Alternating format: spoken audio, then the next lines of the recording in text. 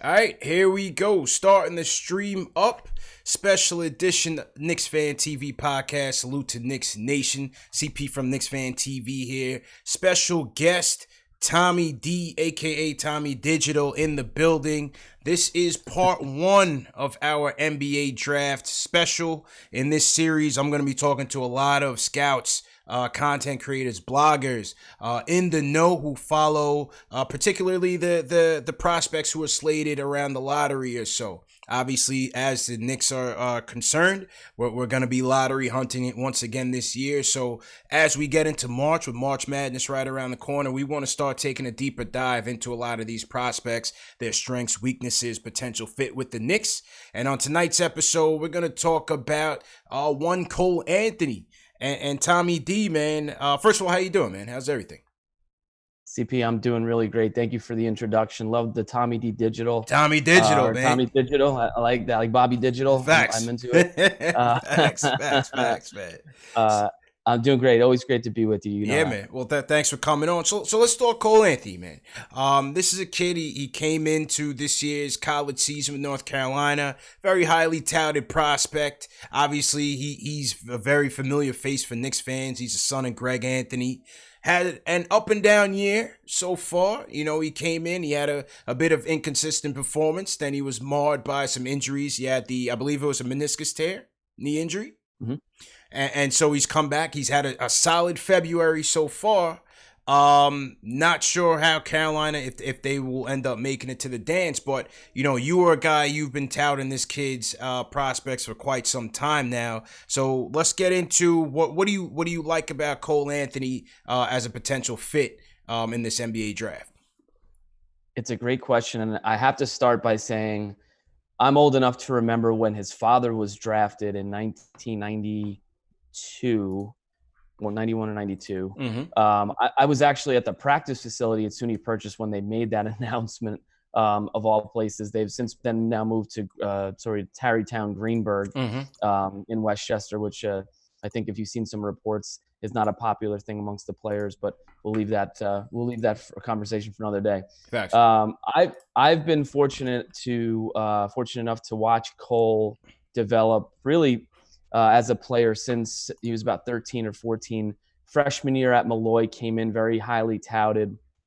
Obviously, we New Yorkers know Malloy as the home of Kenny Anderson. Before Kenny Anderson, there was Kenny Smith. Anderson was Kenny the Jet. Kenny the Jet first, and then Kenny Anderson, who was my hero growing up. Four-time All-American and Player of the Year, McDonald's All-American. And then obviously went on to have a great college career at Georgia Tech, and then had a long pro career. So Cole came in, certainly the son of Greg, NBA, genes, and had a lot to live up to at Malloy with, all of those great point guards who had been there. There was a player called Shandu McNeil who ended up going to St. Bonaventure, and they've had a bunch of players go Division I, but from a point guard perspective, to come into this city, to come into that school specifically, he's really been his reputation has always preceded him, and he's always lived up to them and exceeded them. That's what I always appreciated about watching him through the first few years. He was 3 years at Malloy, and then last year he played at Oak Hill, the famous Oak Hill Academy, before going to down to Chapel Hill. But what I've seen over the, dozens and dozens of live games is someone who at every stage has been able to go through some bumps and bruises and then excel. And he was at a point in his junior year, when I was scouting him, I've got about 100-page book on him and all of his games and tendencies and, a lot of the stuff from off the court. Which I think is what continues to make me be really high on him. He was, I think, NBA ready when he was a junior in high school. So the year before Oak Hill, he was explosive. He's probably gotten a little bit stronger, but in terms of athleticism, I mean, he was playing above the rim at will.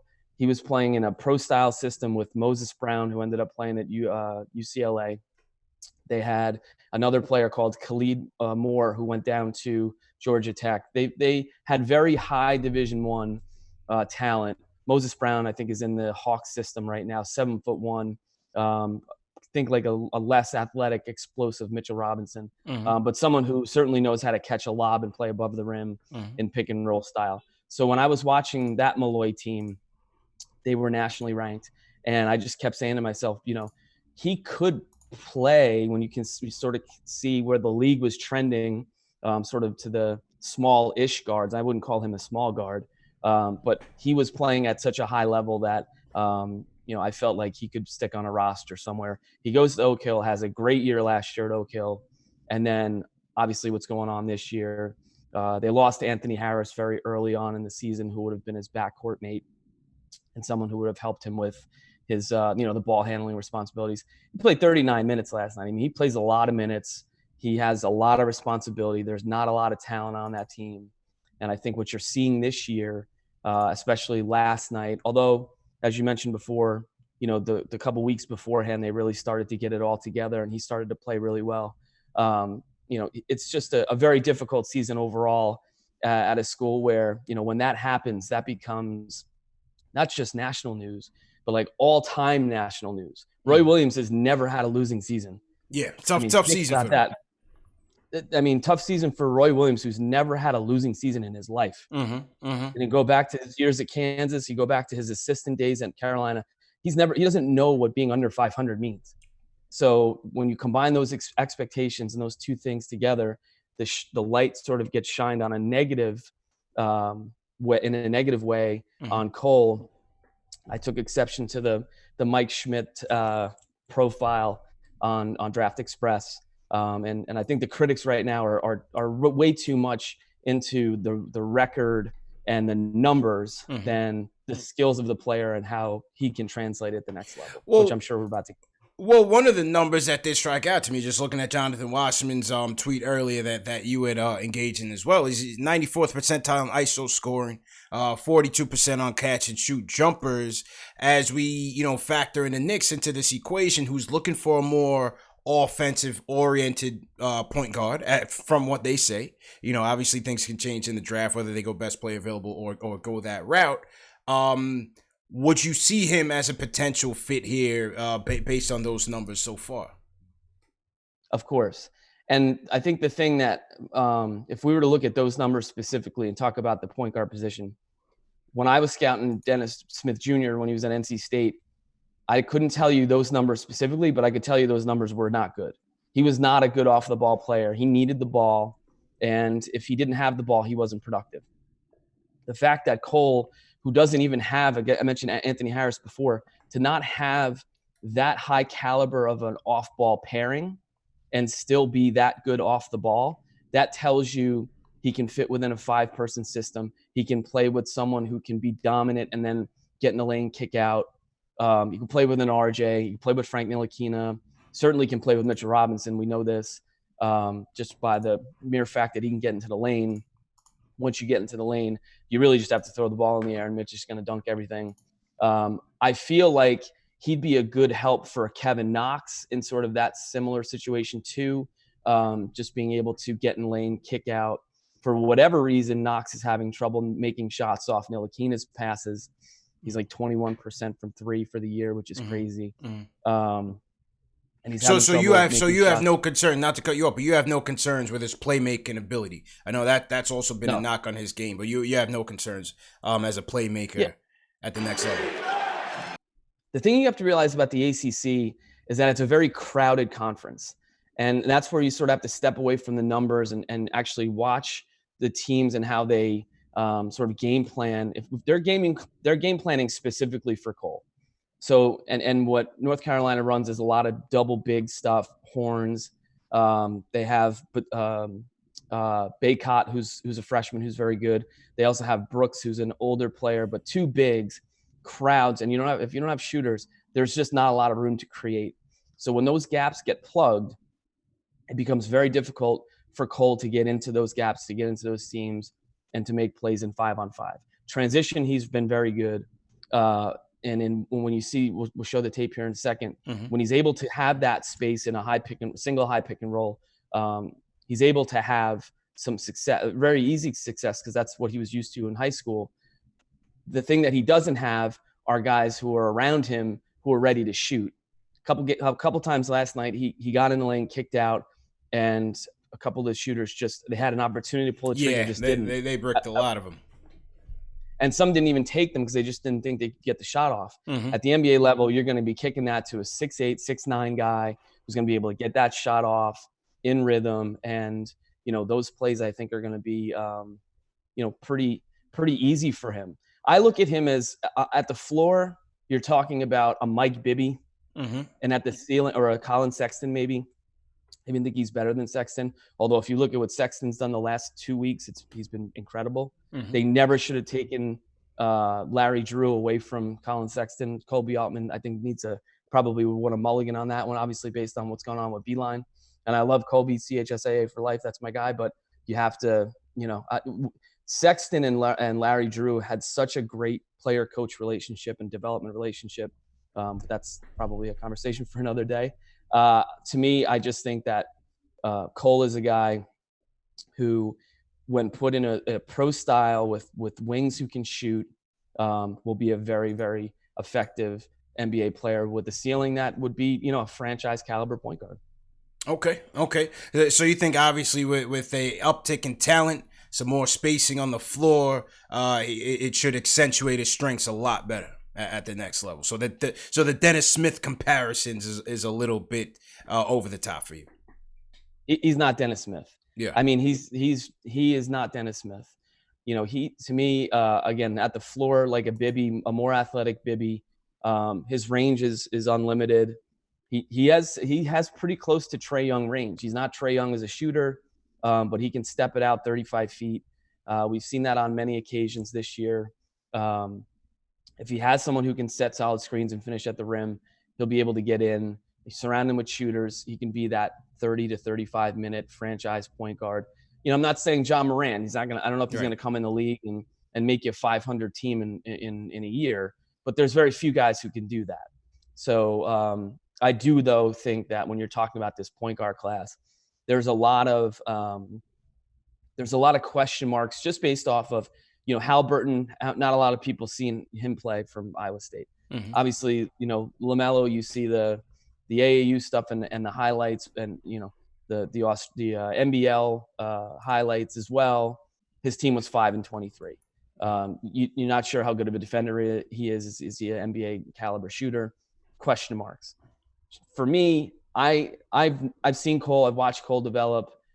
I've obviously seen him a lot this year as well.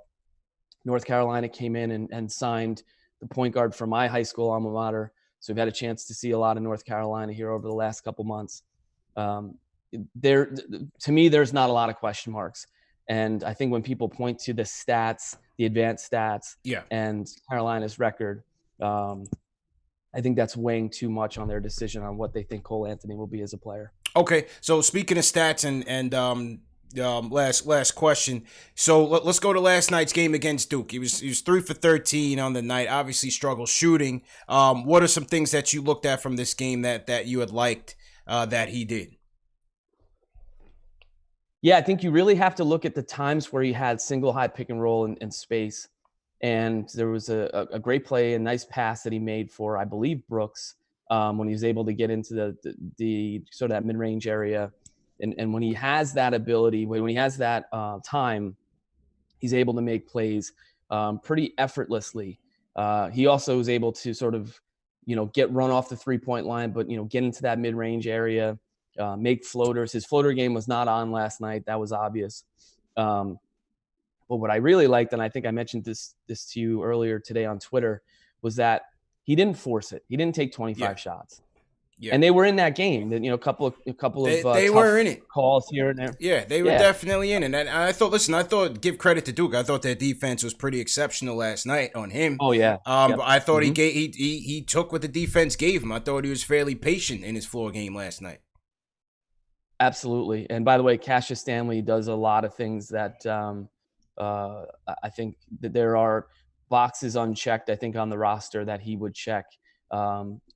for the Knicks. Very impressive last night. But getting back to Cole and the positives, he went really back to traditional old school. He could have shot it 30 times, but what he did was he got others involved. A lot of really nice entry passes. I thought he could have been a little bit better defensively, especially with ball pressure. Yeah, on Jones. Mm-hmm. Jones really made him look like a freshman. Yeah, he did. And it was his senior night. I don't think one has any impact on the other in terms of the next level.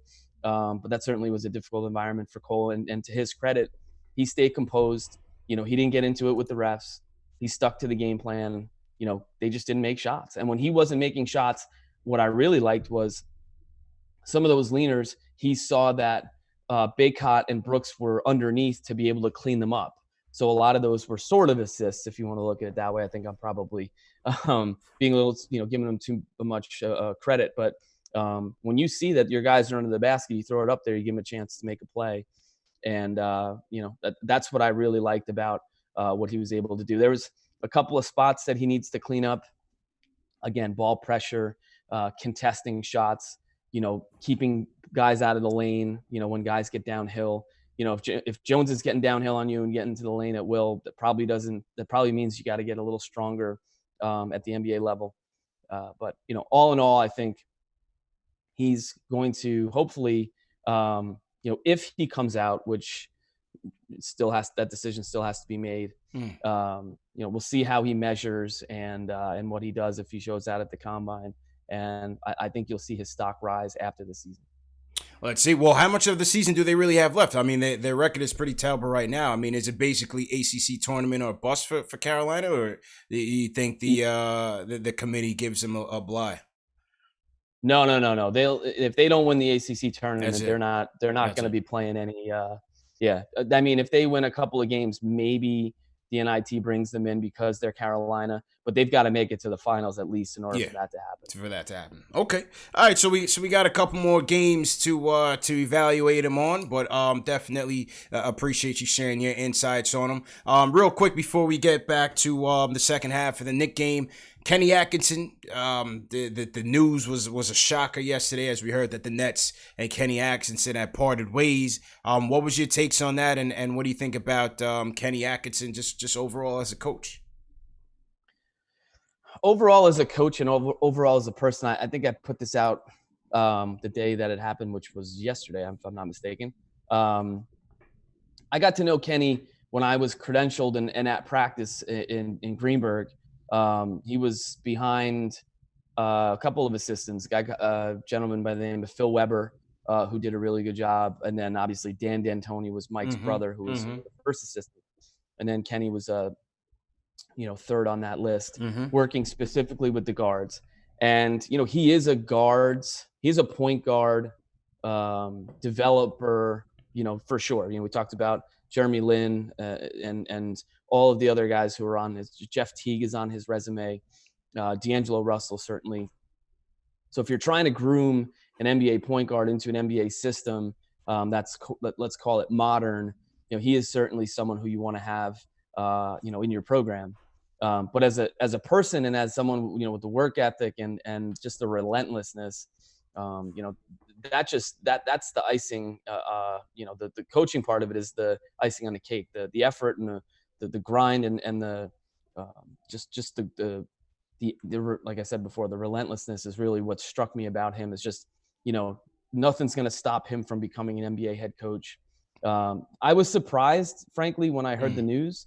And then as you've seen some of the stuff that's come out and you saw the results tonight, the DeAndre Jordan not starting immediately versus, into the starting lineup, man. That's crazy, man. That is crazy. I mean, and when you look at that team last year, Jared Allen, now obviously Russell was their best player, but Jared Allen was pretty darn good too. And, I think bringing in the Kyrie stuff is starting to feel more and more like the Carmelo Anthony situation. I almost feel like, J.R. Smith is going to get signed this summer. And Richard Jefferson's going to come out of retirement, right? They may even bring Kenyon Martin back. Yeah. Melo may say, "Yeah, go play with Kyrie," but there has been an organizational takeover, and that's just part of it. Part of the business, man. That's what they've got to deal with, and if there's a decision there that the final straw was DeAndre Jordan was mad that he wasn't starting. We saw DeAndre Jordan last year, and sort of what he brought to the Knicks. We thought he was going to be a model citizen and a developer of the other young guys, right? Yeah, and he wasn't that great, No. He definitely looks like he's on the other side. He's done, man. And for him to not want to, and again, this is all speculation, but the proof's in the starting lineup tonight. But to not have him support a young, growing player in Allen, who I think is very talented, to me, just it signifies that. Man. Yeah, I mean, and now you're talking about Karis LeVert, who the organization loved, Kenny developed, unrestricted free agent. Joe Harris played with Kyrie in Cleveland, so he's an unrestricted free agent too. He is, yep. Maybe he stays. He's on my radar if they want to let him go. I doubt it, but hey, snap him up, man. He's a marksman. We need him. He's unrestricted, so you can throw the money at him. Mm-hmm. His agent's Mark Bartelstein. The Knicks have a great relationship with Mark. Mm-hmm. So there's an opportunity there. Karis LeVert just went for 50. And, that was the thing with me. When Kyrie came in, I was trying to figure out how Kyrie, Karis LeVert, and Dinwiddie were going to all work together. And the answer is simple. They work together when Dinwiddie's in foul trouble and Kyrie's out for the year, then they can give the ball to LeVert. Or, if LeVert's hurt and Kyrie's out, then they can give the ball to Dinwiddie. But when Kyrie is there, LeVert's there, and Dinwiddie's there, it doesn't seem to work. And that really was what never made any sense to me. So whoever that next person who comes in, whether it's Mark Jackson, whether it's Tyronn Lue. Yeah, Ty Lue. That's what you're saying. What you're seeing. So whoever that next person comes in, is going to have their hands full, but they will have Kevin Durant and Kyrie Irving. Yeah, it's gonna be interesting to see, man. Especially from Knicks' standpoint, I'm gonna be interested to see if Leon, in his evaluation of coaches, if he considers Kenny. Where does he stand on Mike Miller? Is the Tibbs rumors as strong as they say they are? We're gonna be very fascinated to see what happens in both towns, man. But Tommy, man, definitely appreciate you giving us some time, some insights on Cole Anthony. As the draft gets closer, we definitely want to hear your takes on some of the other prospects as well, man. But definitely for tonight, man, thanks a lot for your time, man. Let the people know where they can find you. You can find me on Twitter at ThomasCDEE, and I'm thinking about changing that to Tommy Digital. But CP, it's always a pleasure, man. I'm here whenever you need me, and enjoy the rest of the game, and tell the fans out there I said what's up, and always great to be with you. Appreciate it again, man. That was Tommy D joining us for part 1 of our draft prospect breakdowns. Tonight we talked about Cole Anthony, man. So let me know what you think about the prospects of Cole Anthony, particularly his fit with the Knicks. Leave a comment in the chat. Leave a comment below. For those of you in the chat right now, here's what we're going to do. I'm going to end this stream, and then I'm going to start up a new stream for Knicks versus Pistons post game in about 10 minutes. So we got CK2K joining us, and then we'll take your phone calls and everything just like normal. So tonight was part 1 of our draft breakdown. Remember, these episodes are available in audio podcast format: Spotify, Google Play, iTunes, Amazon, Alexa. So be sure to check it out. If you're an iTunes subscriber, please leave us a review. It would be very much appreciated. For those of you watching on YouTube, hit that thumbs up button for your boy. You know the protocol, man. Definitely appreciate it. We got 200 people in here watching on YouTube. If you guys are on Facebook, please do the same, man. Share these videos with whoever. Let them know this is the #1 show for the fans by the fans. So Knicks Pistons post game. See you guys in a little bit, man. Peace.